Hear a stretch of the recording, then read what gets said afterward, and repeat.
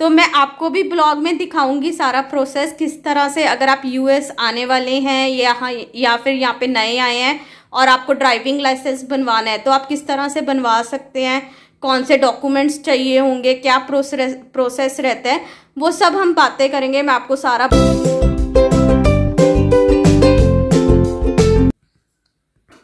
Hi everyone, welcome back to Desi Chhokri इन विदेश। कैसे हैं आप सब? होप सो सब बढ़िया होंगे। तो फ्रेंड्स, आज मैं जा रही हूँ अपना ड्राइविंग लाइसेंस बनवाने। फाइनली बहुत टाइम बाद, मतलब बहुत टाइम से पेंडिंग था। तो मैं आपको भी ब्लॉग में दिखाऊंगी सारा प्रोसेस किस तरह से, अगर आप यूएस आने वाले हैं या फिर यहाँ पे नए आए हैं और आपको ड्राइविंग लाइसेंस बनवाना है तो आप किस तरह से बनवा सकते हैं, कौन से डॉक्यूमेंट्स चाहिए होंगे, क्या प्रोसेस रहता है, वो सब हम बातें करेंगे। मैं आपको सारा ब्लॉग में वो प्रोसेस दिखाऊंगी, तो एंड तक आप ब्लॉग देखना। और अगर आपने चैनल सब्सक्राइब नहीं किया तो चैनल भी सब्सक्राइब कर लीजिए। तो बस फ्रेंड्स, अभी थोड़ा टाइम में निकलेंगे। और यहाँ पे यूएस में जनरली क्या रहता है, यहाँ पे आपको जो है लर्नर्स पहले लाइसेंस के लिए एग्ज़ाम देना पड़ता है। तो उसमें एक ऑब्जेक्टिव टेस्ट रहता है कंप्यूटराइज्ड, और उसमें रिक्वायरमेंट होती है कि आपको 80% मार्क्स आने चाहिए। तो अगर आपके वो आते हैं उसमें आपको जो है लर्नर लाइसेंस मिल जाता है। फिर आप जो है परमानेंट लाइसेंस के लिए अप्लाई कर दो तो वो आपका हो जाता है। तो इस तरह से प्रोसेस रहता है। बाकी कई बार स्टेट टू स्टेट जो है थोड़े बहुत रूल्स जो हैं वेरी कर सकते हैं। मैं अभी प्रेजेंटली साउथ कैरोलिना में हूँ, तो मैं आपको यहाँ का पूरा प्रोसेस बताऊँगी। ठीक है, थोड़ा बहुत ऊपर नीचे स्टेट टू स्टेट वेरी कर जाता है, बट हाँ जनरल रूल्स जो हैं यही रहते हैं। तो बस अभी हम थोड़ी देर में निकलेंगे डीएमवी, और टेस्ट है मेरा लर्नर्स लाइसेंस के लिए, और थोड़ा सा नर्वसनेस भी हो रहा है। वो होता है ना कि कोई भी पेपर है वैसे ही एक थोड़ा सा हो जाता है, तो एग्ज़ाम के पहले तो बस वो हो रहा है कि यार क्लियर हो जाए। और 30 क्वेश्चंस होंगे, उसमें से 24 मुझे अटैम्प्ट करने होंगे, मतलब 24 करेक्ट होने चाहिए, 6 जो है इनकरेक्ट हो सकते हैं। तो बस वो करेंगे। और उसके साथ वहाँ पे क्या डॉक्यूमेंट्स लगते हैं, क्या प्रोसेस होता है, मैं सारा आपके साथ शेयर करूँगी। तो मिलती हूँ गाइस अभी आपको थोड़ी देर बाद। Hi everyone, welcome back to Desi Chhokri इन विदेश। कैसे हैं आप सब?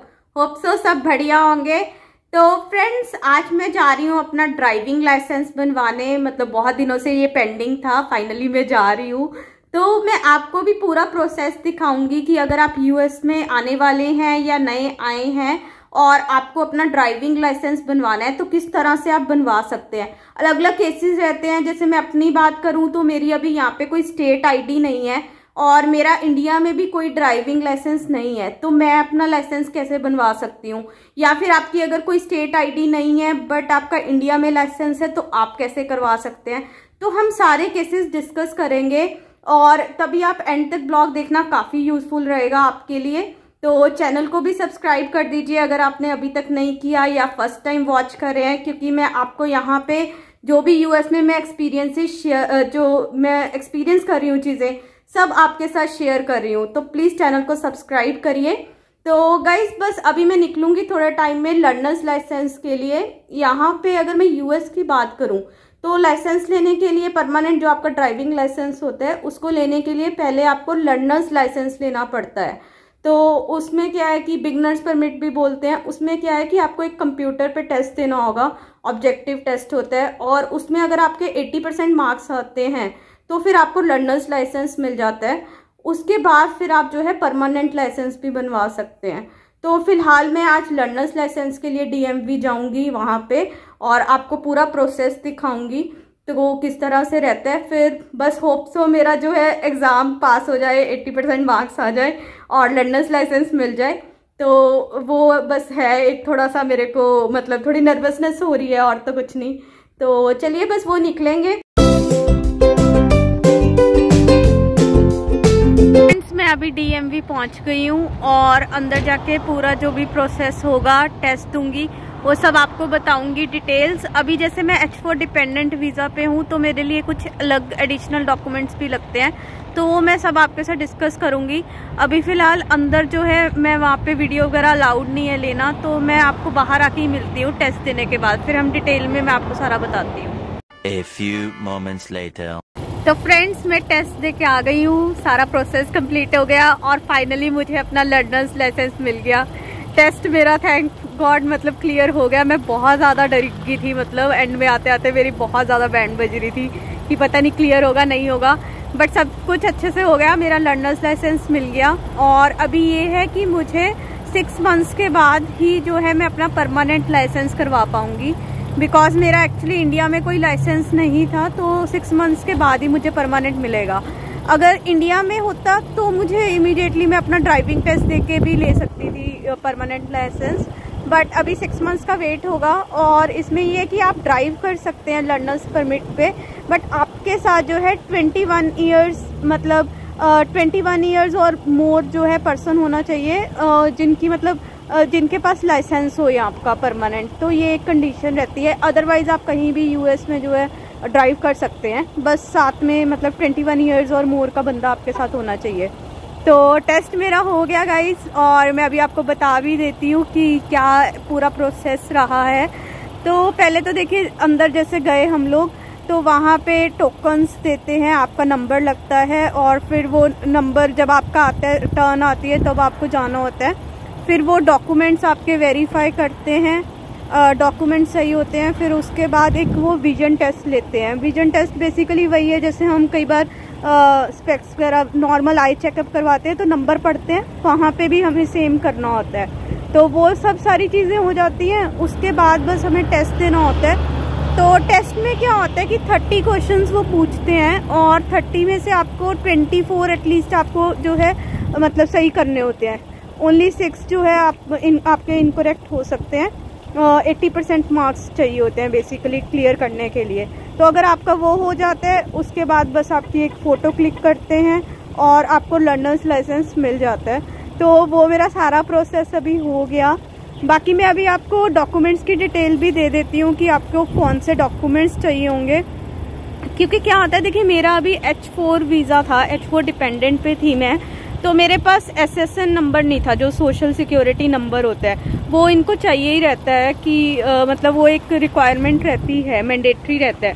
तो हमारे केस में मतलब अगर आप भी H4 डिपेंडेंट पे हैं और आपको SSN नहीं मिल सकता तो उस केस में क्या रहता है, आपको एक तो एडिशनल जो है SSN जो इनका SSN इनका जो डिपार्टमेंट है सोशल सिक्योरिटी वाला, SSA सोशल सिक्योरिटी एडमिनिस्ट्रेशन, वहाँ से आपको एक लेटर लेके आनी होती है कि हाँ वो मतलब आप लेटर लिखेंगे कि यस ये जो बंदी है ये H4 डिपेंडेंट है और इनको जो है बेसिकली SSN इशू नहीं हो सकता। तो वो बहुत मतलब वो मैंडेटरी डॉक्यूमेंट होता है, वो जो लेटर होती है फॉर H4 डिपेंडेंट्स, ठीक है। तो एक आपका ये हो गया एक लेटर फ्रॉम SSN सेइंग कि हाँ आपको SSN जो है नहीं इशू हो सकता, ठीक है। उसके बाद फिर आपको अगर आप H4 डिपेंडेंट पे हैं आपको अपना एक I-94 डॉक्यूमेंट चाहिए होगा, ठीक है। पासपोर्ट चाहिए होगा, आपका वीज़ा ID जैसे वीज़ा I-797 रहता है वो आपको चाहिए होगा। इसके बिना आपके जो हस्बैंड हैं वो H1B होंगे जिन पे आप डिपेंडेंट हैं, उनका एम्प्लॉयर ID भी चाहिए होता है। तो ये जो भी मैं आपको रिक्वायरमेंट्स बता रही हूँ ये यहाँ पे जो साउथ कैरोलिना का डिपार्टमेंट है इनकी हैं। तो जनरली ये रहती हैं, कई बार डिपेंडिंग अपॉन स्टेट थोड़ा बहुत चेंज हो सकता है, बट जनरल यही डॉक्यूमेंट्स हैं। एक तो SSN का मतलब उनके डिपार्टमेंट का सेइंग कि आपको SSN इशू नहीं हो सकता, सेकंड पासपोर्ट, थर्ड वीज़ा आपका I-797, फोर्थ आपके जो हस्बैंड हैं H1B उनका एम्प्लॉयर लेटर, ठीक है।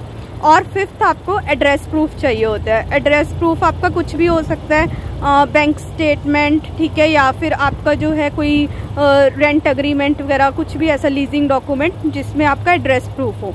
तो ये सारे डॉक्यूमेंट्स फ्रेंड्स अगर आप H4 डिपेंडेंट हैं तो आपको चाहिए होंगे ड्राइविंग अपना ड्राइवर लाइसेंस लेने के लिए। तो ये है, और इन केस अगर आपके पास SSN है फिर तो आपको इजीली जो है आपका लाइसेंस मिल जाएगा एड्रेस प्रूफ वगैरह देके, उसमें आपको अलग से कोई जो है लेटर वगैरह लेने की ज़रूरत नहीं पड़ती। और अगर आपका इंडिया में लाइसेंस था पहले तो आपको जो है परमानेंट लाइसेंस भी जल्दी मिल जाएगा। वो कभी भी आप आफ्टर टेकिंग लर्नर्स लाइसेंस आप कभी भी इनका ड्राइविंग टेस्ट दीजिए, आपको जो है परमानेंट लाइसेंस मिल जाएगा। बट हाँ, इन केस कि अगर आपका इंडिया में भी लाइसेंस नहीं था तब आपको 6 मंथ्स वेट करनी पड़ेगी। तो मेरा वही है, मेरा भी लाइसेंस नहीं है तो 6 मंथ्स मुझे वेट करना पड़ेगा। तो ये पूरा प्रोसेस रहा है। तो होप सो आपको ये ब्लॉग इंफॉर्मेटिव लगा होगा, किस तरह से पूरा मैंने आपको बताया कि आप जो है यूएस में अपना ड्राइविंग लाइसेंस ले सकते हैं।